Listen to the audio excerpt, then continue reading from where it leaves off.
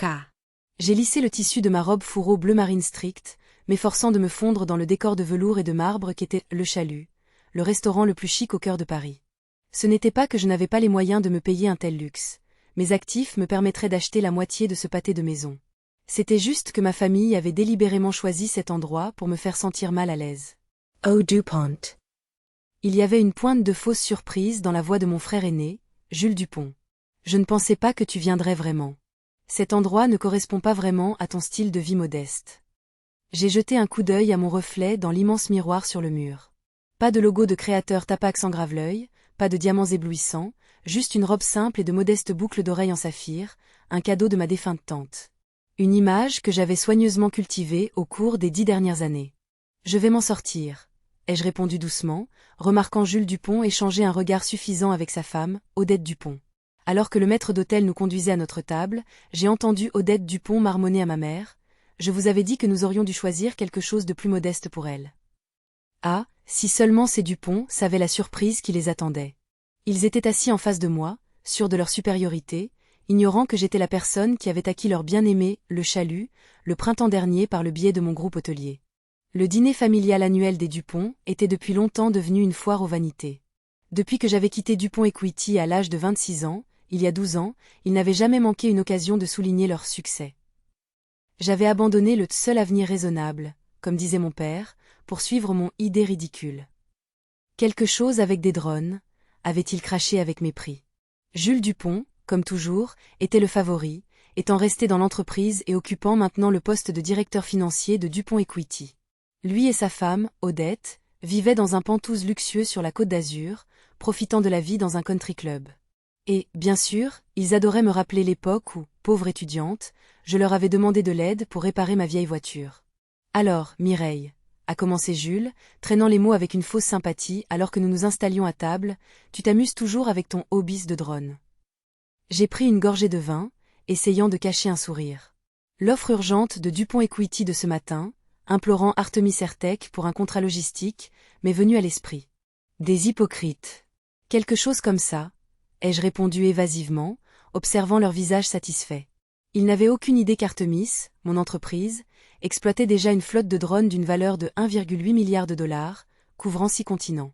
Ils ne savaient pas que j'avais obtenu le capital de démarrage d'un accord secret avec Renault il y a 5 ans, un accord qu'ils auraient qualifié d'aventure folle. Leur visage maintenant, plein de condescendance, allait bientôt changer. Oh, comme ils allaient changer. Seule ma tante connaît la vérité.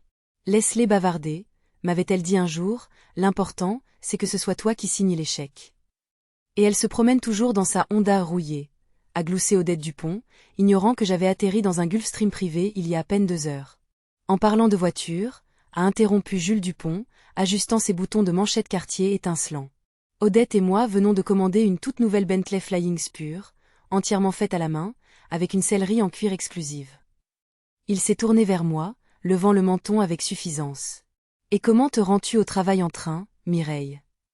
Un excellent moyen de réduire les émissions, ai-je rétorqué avec un visage impassible, imaginant mentalement le nouveau terminal certifié pour jet privé Artemis qui venait d'être achevé près de Roissy. Je ne me rends pas au travail. Mon père s'est raclé la gorge, essayant d'apaiser la gêne. Eh bien, Jules, il n'est pas nécessaire de se moquer. Tout le monde n'est pas fait pour supporter le fardeau des grandes finances. Mais elle est indépendante. Il a prononcé ce mot comme s'il posait un diagnostic. Oh! S'est exclamée Odette Dupont avec un enthousiasme contagieux. Jules a des nouvelles extraordinaires. Raconte-leur, chérie. Jules Dupont a redressé ses épaules, gonflant sa poitrine avec suffisance. Nous sommes en négociation avec Argon Freight. Une fois l'accord conclu, Dupont Equity gérera l'ensemble de leur réseau logistique dans le centre de la France. C'est un territoire d'1 milliard de dollars, pour être clair. J'ai souri imperceptiblement, dissimulant mon triomphe. Argon Freight était l'une de ces entreprises de logistique qu'Artemis avait discrètement acquises il y a 6 mois. Ils n'avaient aucune idée que leur accord grandiose les placerait simplement sous l'aile de ma société. C'est vraiment impressionnant, ai-je dit, faisant semblant d'être intéressé, et j'ai tendu la main pour prendre du pain. Quand aura lieu la présentation? Demain matin, a déclaré Jules Dupont avec fierté, rayonnant d'importance. Leur PDG arrive en jet privé. On voit tout de suite qu'on a affaire à des gens sérieux. Ils ne voyagent pas en classe économique. S'il avait su que c'était mon avion et que j'allais assister à leur rencontre en direct depuis le siège d'Artemis, en sirotant un café et en savourant leur ignorance. J'ai entendu dire que leur PDG était un vrai mystère, dit mon père d'un ton pensif. Personne ne connaît même son nom. Voilà le vrai jeu de l'argent, déclara Jules Dupont avec un sourire suffisant. Le pouvoir, l'influence, le capital important, c'est ce qui compte. Odette Dupont fit signe au serveur. À propos de capital, Mireille, chuchota-t-elle, ils ont une belle petite salade ici, tout à fait abordable. Je vais prendre le menu dégustation du chef, dis-je en examinant nonchalamment la carte des vins. Un silence s'installa, palpable comme une décharge électrique. Le menu dégustation coûtait $560 par personne. Mireille, siffla ma mère en me lançant un regard d'avertissement. Tu es sûr? C'est audacieux. Ne t'inquiète pas, répondis-je en pliant ostensiblement ma serviette. J'ai économisé. Ma mère fronça les sourcils, comme si elle essayait de résoudre un casse-tête complexe. Ce n'est pas le moment de faire des démonstrations, Mireille. C'est un peu pathétique. Je ne fais aucune démonstration, rétorquai-je en la regardant droit dans les yeux. Jules Dupont ricana, les yeux brillants d'une lueur mauvaise. Quoi ensuite? On va découvrir que tu es la propriétaire secrète d'un jet privé? C'est à ce moment précis que son téléphone sonna, brisant l'atmosphère tendue. Jules Dupont jeta un coup d'œil à l'écran et son visage devint instantanément livide. « Excusez-moi » murmura-t-il en se levant précipitamment de la table et en se dirigeant vers le hall. Même d'ici, je pouvais entendre sa voix agitée. « Qu'est-ce que tu veux dire, annuler ?» Le PDG d'Argon Freight a annulé toutes les réunions 12 heures avant le début. L'accord d'1 milliard de dollars était suspendu dans les airs, mais sa voix s'est brisée, comme si elle avait buté sur un obstacle invisible, alors qu'il disparaissait de ma vue. À son retour, il n'affichait plus la même assurance. Odette Dupont, inquiète, se pencha vers lui. « Tout va bien ?»« Tout va bien » grimaça-t-il entre ses dents. « Juste des affaires. Tu ne comprendrais pas, Mireille. » Je pris une gorgée de vin, tandis que les mots d'une lettre se formaient déjà dans mon esprit. La lettre que j'allais envoyer ce soir en tant que PDG d'Argon Freight, déclinant poliment l'offre de Dupont Equity. Nous trouverions un autre partenaire. Au fait, reprit Odette Dupont en changeant rapidement de sujet, ce restaurant appartient maintenant au groupe Violta. Jules et moi avons récemment acheté quelques actions, n'est-ce pas, mon chéri? Jules Dupont semblait avoir retrouvé son sang-froid, et un sourire suffisant réapparut sur son visage. Près de 5%. C'est assez curieux. C'est très gentil de votre part, dis-je avec chaleur, feignant l'admiration, bien que je me souvienne encore parfaitement de la réunion du conseil d'administration où j'avais personnellement approuvé le rachat de ces micro-paquets d'actions par le biais d'une société écran entièrement contrôlée par Artemis. À ce moment précis, le serveur revint à notre table avec mon vin, un Bourgogne de 2003, si rare qu'il semblait avoir besoin d'une escorte personnelle. De la part du propriétaire, dit-il avec une légère révérence. Odette Dupont cligna des yeux avec stupéfaction, comme si elle se réveillait d'un rêve. Il y a une erreur monstrueuse. Nous sommes actionnaires et nous n'avons rien autorisé de tel. Le serveur, conservant une politesse impeccable, inclina la tête. Il n'y a pas d'erreur, madame. Le propriétaire a été très clair. Cette commande concerne exclusivement la table de mademoiselle Dupont. Toute la bonne société me fixa, comme un seul homme. J'ai levé mon verre, en m'efforçant de ne rien laisser transparaître de mon excitation intérieure. Seule une légère ironie perçait dans ma voix. C'est très aimable. Le téléphone de Jules Dupont sonna à nouveau, laissant échapper le brouhaha étouffé des voix paniquées de son équipe. Il marmonna d'autres excuses, visiblement rongé par la honte. Odette passa son regard du verre de vin à moi, et ses yeux trahissaient une totale confusion. « Je ne comprends rien », murmura-t-elle à mon père, cherchant son soutien. Jules, comme s'il essayait de se convaincre lui-même plutôt qu'elle, dit avec une assurance feinte, « Ils ont dû la prendre pour quelqu'un d'autre. » Je leur adressai seulement un sourire énigmatique. Demain, tout deviendrait limpide. Le lendemain matin, drapé de pouvoir et de sérénité, j'étais assise dans mon bureau personnel au sommet de la tour Montparnasse. Sur l'écran de mon moniteur, relié à une caméra de surveillance, la salle de conférence vitrée était à mes pieds. Jules Dupont, arpentant la pièce comme une bête en cage, tentait désespérément de sauver l'accord avec Argon. À ce moment précis, la voix de Sophie retentit dans l'interphone, me ramenant à la réalité. « Madame Dupont, votre père et votre frère sont arrivés. Ils sont avec monsieur Lambert. » Bien sûr, ils étaient sous le choc. Et si vous êtes impatient de savoir ce qui s'est passé quand ils ont compris qui tirait réellement les ficelles de cet accord, restez avec moi, le moment de vérité approche. Odette Dupont, comme toujours, ne manquait jamais une occasion de se prélasser dans les reflets de la grandeur ostentatoire de Jules Dupont. Mon père, comme à son habitude, jouait le jeu, renforçant cette illusion que son gendre adoré était le génie financier de notre famille. K. Parfait, dis-je en grinçant des dents, réprimant à grand-peine mon sarcasme. Continuons cette mascarade. J'ouvris mon ordinateur portable. Mes doigts, tels des serpents, se mirent à courir sur les touches, tapant un message qui devait être envoyé dans exactement 10 minutes.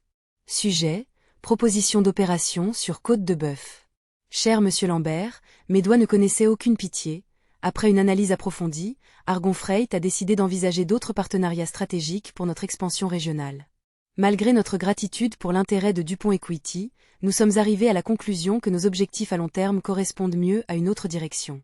Cordialement, Mireille Dupont, PDG d'Argon Freight. 10 ans. Pendant 10 ans, on m'a ignoré, ridiculisé, sous-estimé. Pendant qu'ils se moquaient, j'ai construit, j'ai acquis, j'ai dominé. Et aujourd'hui, ce chapitre de ma vie sera clos. Pour toujours. Sur l'écran de la caméra de surveillance dans la salle de conférence en verre, de nouvelles figures apparurent. Odette Dupont, tel un chef de campagne expérimenté avant un débat crucial, ajustait méticuleusement la cravate de Jules Dupont. Mon père, assis en bout de table, rayonnait d'une suffisance non dissimulée. À ce moment précis, la voix de Sophie retentit dans le haut-parleur, l'équipe d'Argon est sur place. On les fait entrer? Et voilà, sur l'écran, apparurent mes 3 meilleurs directeurs. Jules Dupont, bondissant de sa chaise, s'exclama chaleureusement, « Bienvenue. Nous vous attendions avec impatience. » Mais Linchen, mon directeur des opérations, l'interrompit avec un sourire professionnel. « Mademoiselle Dupont vous transmet ses félicitations. » Elle a décidé d'aborder la question différemment. Odette Dupont, visiblement déconcertée, murmura, Mireille Dupont. Tout se déroulait exactement comme prévu. Le téléphone de Jules Dupont vibra. Le cœur battant, je le regardai lire le message et vis son expression de suffisance s'effondrer. « Ce n'est pas possible », murmura-t-il, comme s'il n'en croyait pas ses yeux. Linchen, gardant un visage impassible, déclara, « Il semble que vous ayez été refusé. Vous devriez peut-être demander à Mireille ce qu'il en est. » Odette Dupont, à travers un sourire crispé, laissa échapper, « Silence. » Mireille? Quel est son rôle dans tout ça? Elle peut à peine se payer un dîner au restaurant. Linchen fit glisser son doigt sur sa tablette, et un résumé apparut sur l'écran de la salle de conférence. Mireille Dupont, fondatrice et PDG d'Artemis Holdings, propriétaire d'Argon Freight, Veta Group et de plus de 60 filiales. Valeur nette estimée, 8,2 milliards de dollars. J'entrai dans la pièce. Le silence explosa, comme un vase de cristal brisé en 1000 morceaux. Sur le visage d'Odette Dupont, toute couleur sembla s'estomper, ne laissant qu'un masque pâle d'étonnement. Jules Dupont, chancelant, s'effondra lourdement dans son fauteuil. Mon père garda un silence glacial, semblant même retenir sa respiration. « Bonjour, dis-je, leur adressant le sourire le plus charmant dont j'étais capable. Je crois que nous devons sérieusement parler de ton comportement indigne, Jules Dupont, ajoutai-je avec un calme assassin. La voix d'Odette Dupont se brisa, tremblant comme une feuille d'automne dans le vent. C'est tout simplement impossible.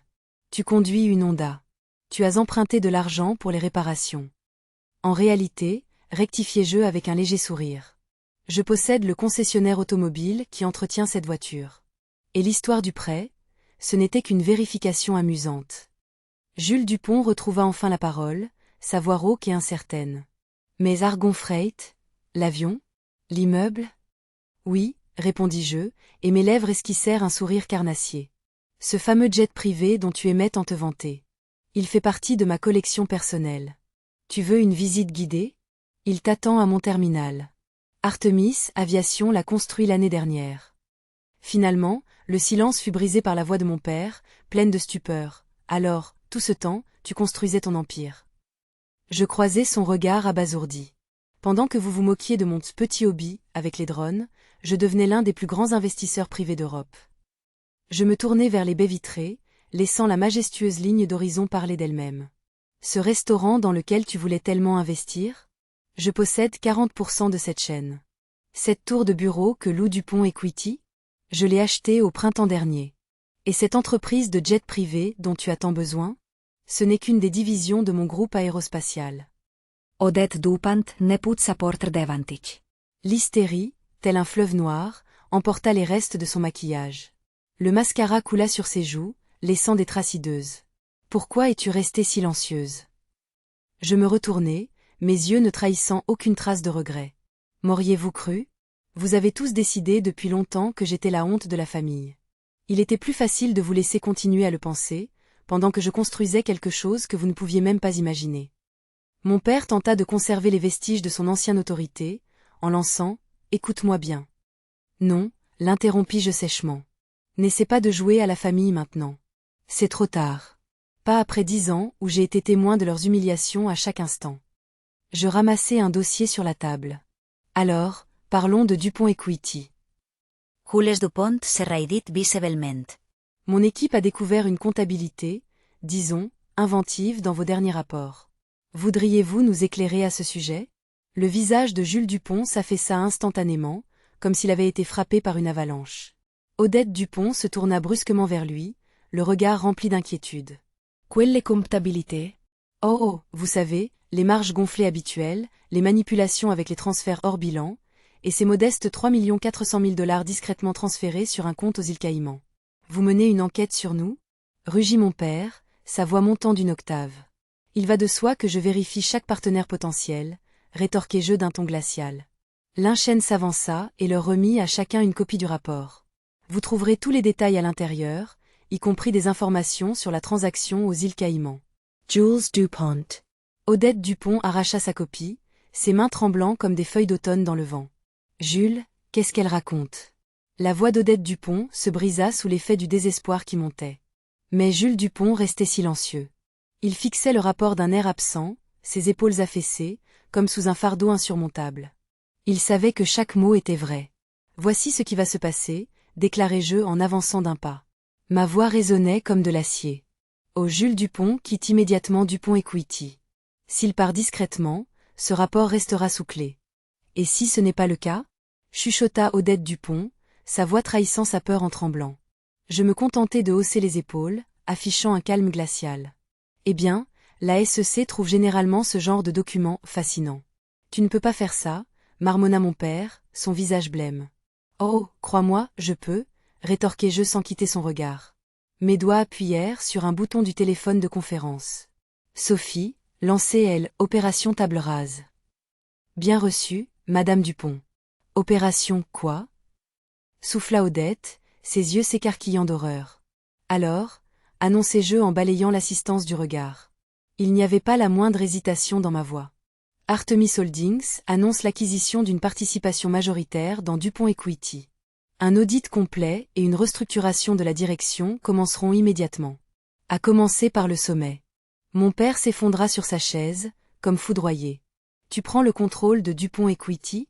Mais c'est une entreprise familiale, notre héritage. Non, ma voix était égale et dure comme du granit. Vous avez eu la chance de créer un héritage. Mais vous étiez trop occupé à satisfaire vos favoris et à couvrir la corruption pour remarquer que tout s'effondrait sous vos pieds. Je m'arrêtai sur le seuil, et ma voix, comme une lame, fendit le silence. Ah oui, Odette Dupont, à propos du vin d'hier. Ce millésime provenait de ma collection personnelle. Il vaut plus cher que votre nouvelle Bentley. J'espère que vous l'avez apprécié à sa juste valeur. Les semaines qui suivirent passèrent comme dans un ouragan. Jules Dupont, comme prévu, démissionna, le visage marqué par la honte et la défaite. Odette Dupont, réalisant à peine l'ampleur de ses machinations, demanda immédiatement le divorce, les yeux lançant des éclairs. Mon père, brisé par la honte de devoir rendre des comptes à sa propre fille, annonça son départ anticipé à la retraite, ses épaules s'affaissant sous le poids de la culpabilité. J'ai fait appel aux meilleurs experts comptables judiciaires que l'on pouvait trouver et j'ai procédé à une restructuration complète de Dupont Equity sous l'égide d'Artemis. J'ai mis en place des protocoles de conformité stricts, comme si je construisais une forteresse imprenable. Dès que le marché a réalisé que j'étais derrière tout cela, les actions ont grimpé en flèche, explosant tous les plafonds imaginables. 3 mois plus tard, ma mère demanda à me voir. Elle choisit un petit café modeste au coin de la rue, comme pour éviter toute trace de son ancienne opulence. Pas d'hôtel 5 étoiles, pas de clinquant ostentatoire. Après une pause douloureuse pendant laquelle elle évitait mon regard, elle finit par parler, sa voix tremblant. Je ne comprends pas. Pourquoi vis-tu comme si tu te battais constamment, alors qu'en réalité tu es milliardaire? Je finis lentement de mélanger mon expresso, observant les cercles de café se refléter dans mes yeux. Je levai les yeux et prononçai chaque mot comme un coup de marteau. Parce que j'avais besoin de savoir qui vous étiez vraiment astérisque quand vous pensiez que je n'étais rien. Elle baissa les yeux et sa voix était empreinte d'une tristesse non dissimulée. Nous avons été terribles avec toi. Oui, confirmai-je d'un ton égal, sans montrer la moindre trace de ressentiment. C'est vrai. Pourras-tu un jour nous pardonner? Je levai les yeux et la fixai droit dans les yeux. Une tempête faisait rage à l'intérieur de moi, mais à l'extérieur je restais impassible. Le pardon n'est pas le plus important, maman, dis-je doucement, chaque mot comme un coup de fouet. Le plus important, c'est la confiance. Vous avez montré votre vrai visage quand vous pensiez que je n'étais rien. Je ne détournai pas le regard, la transperçant de mon mépris. Alors pourquoi devrais-je vous faire confiance, maintenant que vous savez que j'ai tout? Il n'y eut pas de réponse. Seulement le silence, rempli de remords et de prise de conscience. 1 an plus tard, je volais dans mon jet privé. Oui, celui-là même que Jules Dupont admirait tant, sans même soupçonner qui en était la propriétaire. Je revenais d'un sommet économique à Londres, et mon portefeuille d'investissement Artemis conquérait triomphalement le marché européen. Encore une étape importante. Odette Dupont s'était remariée. Elle vivait désormais dans un modeste appartement du quartier de Parc-Monceau, avec un simple comptable qui passait ses journées au travail. Jules Dupont, lui, survivait en vendant des 4x4 d'occasion en Normandie. Mon père, brisé et vieilli, finissait ses jours dans un petit appartement à Nice que je lui avais secrètement acheté. L'empire qu'il avait tant rêvé de transmettre s'était réduit en cendres. Mon téléphone vibra, signalant un nouveau message. C'était Odette Dupont. Joyeux anniversaire, Mireille. Je sais que je ne le mérite pas, mais tu me manques beaucoup. J'ai fixé le hublot, fasciné par la danse des nuages. Mes pensées tourbillonnaient, famille, pouvoir, le vrai prix du succès et les sacrifices qu'il exige. Peut-être qu'un jour, nous reviendrons aux sources, à quelque chose d'authentique, mérité à la sueur de notre front. Mais pas aujourd'hui. Aujourd'hui, je me baignais dans les rayons du triomphe, consciente d'avoir créé quelque chose d'exceptionnel pendant qu'il se moquait de mes ambitions. Ma grand-mère aurait été fière de moi. Madame Dupont, a doucement dit l'hôtesse de l'air, interrompant mes réflexions. Un sourire accueillant illuminait son visage. Nous nous préparons à atterrir à votre terminal privé. J'ai hoché la tête en réponse. Merci. Et s'il vous plaît, assurez-vous que ma Honda m'attend à la sortie. Aujourd'hui, je conduis moi-même. Car parfois, la vengeance la plus sophistiquée n'est pas une richesse fabuleuse. C'est une tranquille confiance en soi, la conscience que l'on n'a plus besoin de rien ni de personne pour faire ses preuves. Parfois, celui dont on se moquait parce qu'il prenait le train finit par posséder toutes les voies ferrées, les gares et les trains eux-mêmes. Ce soir-là, dans mon bureau, j'ai ouvert un vieux coffre-fort. J'y ai déposé avec soin un nouvel artefact de ma victoire, la lettre de démission de Jules Dupont. À côté, j'ai placé quelques souvenirs, un reçu de Violeta et une enveloppe usée contenant un mot touchant écrit de la main de ma grand-mère. Laisse-toi sous-estimer, ma chérie. Crois-moi, le triomphe est d'autant plus doux qu'il aveugle les envieux. Oh, comme elle avait raison. 10 ans passés dans l'ombre, rejetés, ignorés, sous-estimés même par ceux qui étaient censés croire en moi plus que quiconque. Mais je n'ai pas laissé cela me briser. Chaque doute, chaque mot blessant, je l'ai transformé en carburant pour mon moteur. Si quelque chose dans mon histoire a trouvé un écho dans votre cœur, si vous avez déjà été une voix silencieuse dans une pièce bruyante, un vilain petit canard, à la table familiale, un invisible pour les autres, je veux vous entendre. Laissez votre empreinte dans les commentaires. Partagez votre histoire. Racontez ce à quoi vous aspirez. Soutenons-nous les uns les autres, car nous ne sommes pas seuls dans ce monde. Nous créons quelque chose de plus grand qu'une simple vengeance. Nous forgeons la force, la dignité et la conscience de notre objectif. Et si vous croyez en l'ascension silencieuse mais constante, au travail acharné, à l'apparition spectaculaire au moment opportun, cliquez sur le bouton s'abonner. Votre soutien aide à raconter ces histoires. Créons ensemble une communauté où personne n'aura à se justifier de ses ambitions, où la force tranquille sera enfin reconnue pour ce qu'elle est, une puissance irrésistible. Rappelez-vous ceci, le chemin vers le sommet n'est pas toujours pavé d'ovations.